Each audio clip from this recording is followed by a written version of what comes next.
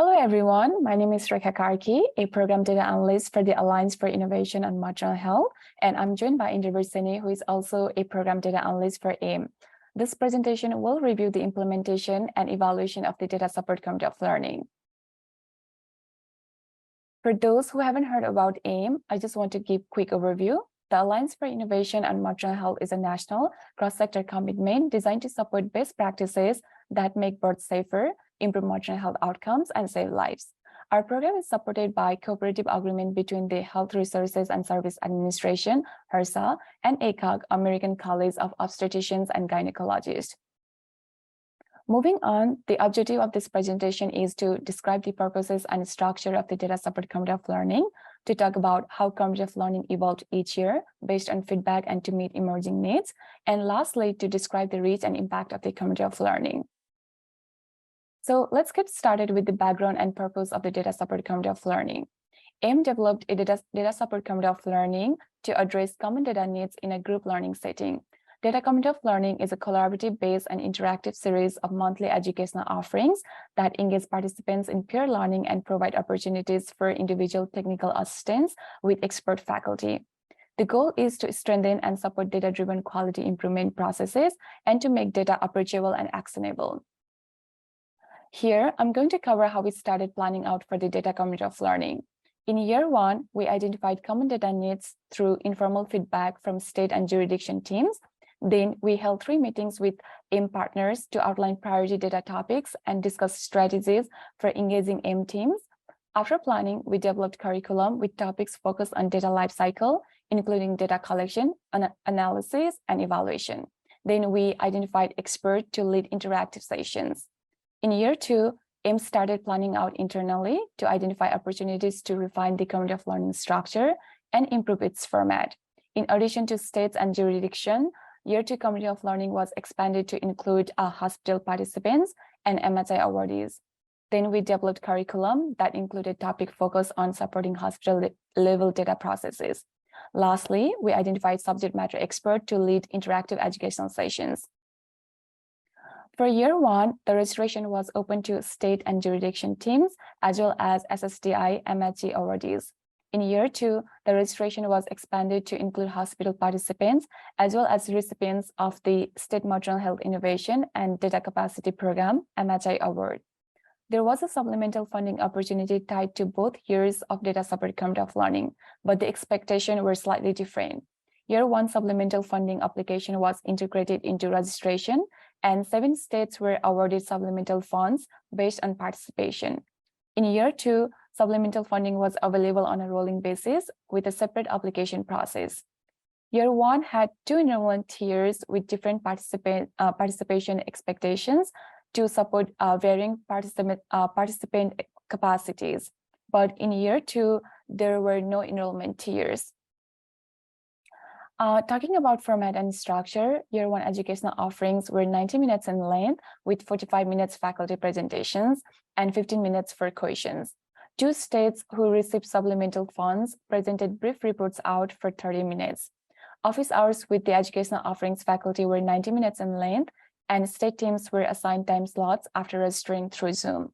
In year 2, educational offerings remained 90 minutes in length with around 60 minutes of faculty presentations and 20 minutes of group discussion and peer learning. Office hours with faculty also remained 90 minutes in length, and participants had the option to sign up either a 30-minute group session or a 15-minute individual session using an online bookings tool. Data coaching was a new addition to Year 2 Committee of Learning participants who are interested in technical assistance on using data for quality improvement. Participants had the option to sign up for a 30 or 60-minute coaching session. With that, now I'm going to pass it on to Indrabir. Thank you. All right, thank you, Rekha. I will delve a little bit deeper into the Year 1 and Year 2 Data Support Committee of Learning and share the reach and impact. So these are the educational offering topics that we covered during the Year 1 of Committee of Learning on the data lifecycle. The table here shows the total number of registrants versus the total number of attendees for each of the educational offerings. And there were an average of 80 attendees per session for the Year 1 Committee of Learning.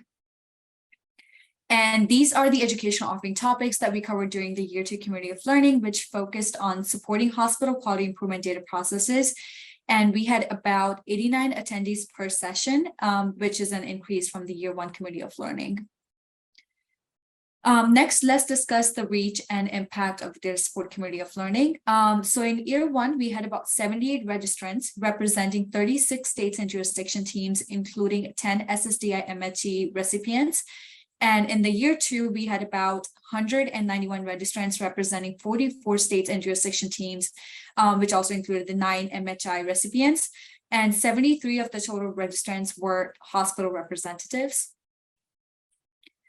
We assessed the participant self-efficacy during the community of learning, and this visualization on the screen represents feedback from year one.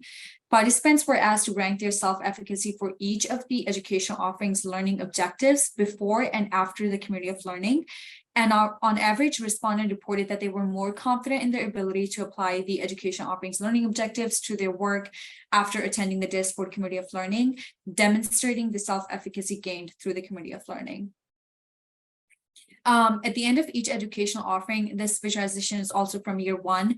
Participants were asked to rank their perceived helpfulness of the offering. The educational offering titled Data Quality, Race, Ethnicity, Social, and Structural Drivers of Health had the highest rating. About all of the respondents rated this session as very or extremely helpful, highlighting the importance of health equity and data topics. To improve the response rate as well as the quality of analysis, we changed the evaluation strategies from year one to year two.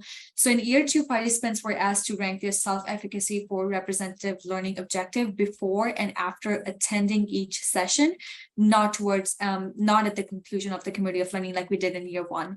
So only the participant who completed the pre and the post assessment were included in this data analysis. And average reported self-efficacy increased from 3.7 to 4.3, demonstrating the increased self-efficacy as a result of the community of learning.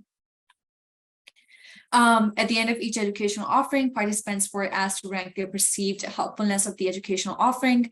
The educational offering titled We Collected Data, Now What? Visualization Best Practices for Disaggregated Data had the highest rating, and about 88% of the respondents rated the session as very or extremely helpful, again demonstrating the importance of health equity and the data technical assistance.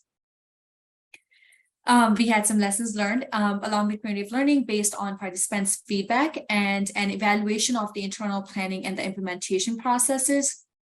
So we did a broad thematic review of the feedback from year one, which was by no means a formal qualitative evaluation. So a few of the areas of improvement included allowing more time for peer learning and participant discussion. Second, making it easier to sign up for the faculty office hours. The third one was providing individualized data coaching. And lastly, updating the data support community of learning curriculum to be relevant to the evolving needs of the state and jurisdiction teams or the hospital teams. Among the lessons learned from year two were, so first one was sometimes a more time-consuming evaluation means fewer people participate. So being creative and using techniques like Zoom registration questions and post-event surveys did increase the uptake. The second one is it is challenging to engage people in group conversations. So using the interactive polls, Jamboards, and Zoom discussion allowed participants to engage without having to go on camera or coming off mute. And lastly, people's preferences can change. So requested topic from the year one community of learning post assessment were rated as least helpful in the second year of community of learning evaluation. So leveraging program staff who have a strong understanding of needs is important when you can't easily collect new data from participants to inform the curriculum. In the future, we want to continue giving AIM participants online, in-person, and interactive opportunities to learn various strategies for addressing data needs. We also want to continue to be more effectively connecting AIM participants to one another and subject matter experts for learning. And lastly, develop better structure and messaging to promote data coaching and other data technical assistance that AIM offers to the state and jurisdiction teams.